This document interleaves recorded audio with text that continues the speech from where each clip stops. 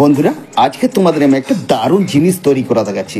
দেখো, এইগুলো হচ্ছে ঘর রং করা পাটের তুলি। কিভাবে এই পাটের তুলি তৈরি করতে হয় সেটাই আমি তোমাদের দেখাচ্ছি। তুলি তৈরি করার জন্য প্রথমে কিছু পাট নেওয়া হয়েছে, কিছু যন্ত্রপাতি নেওয়া আছে এবং কিছু টিনের রিং করে নেওয়া হয়েছে। তারপরে একটা বাঁশের লাঠিকে চেঁচে তারপর দেখো পাটগুলো সুন্দরভাবে লাঠিটার উপর ভালো করে বেঁধে দেওয়া হয়েছে।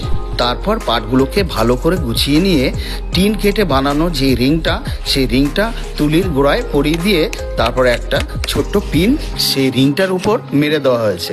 তারপর তুলির মাথাটাকে ধারালো চাকু বা ছুরির সাহায্যে প্লেন করে কেটে নিলেই দেখো কি সুন্দর ঘর রং করার তুলি তৈরি হয়ে গেল। দেখো বন্ধুরা, আমাদের গ্রাম বাংলা মানুষের এখনো তাদের কত সুন্দর হাতের কাজ। বাড়িতে বসেই বিভিন্ন ধরনের ছোটখাটো কুটির শিল্প গড়ে তুলেছে তারা, এবং সেগুলো করেই তারা তাদের রুটি রোজগার করছে। বন্ধুরা, আমার এই ভিডিওটি তোমাদের কেমন লাগলো? ভালো লেগে থাকলে লাইক, কমেন্ট এবং সাবস্ক্রাইব করে এবং বেশি বেশি শেয়ার করে আমার পাশে থাকবেন।